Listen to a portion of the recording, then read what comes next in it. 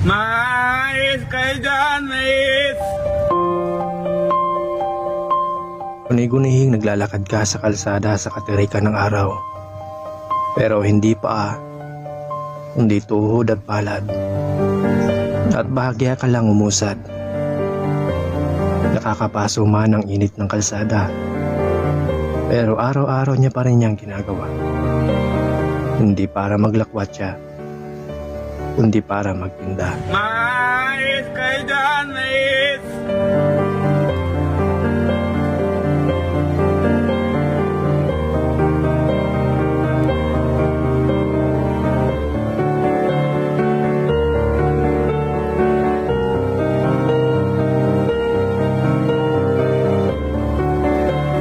Hindi man natutong sumulat at pumasa si Gilbert.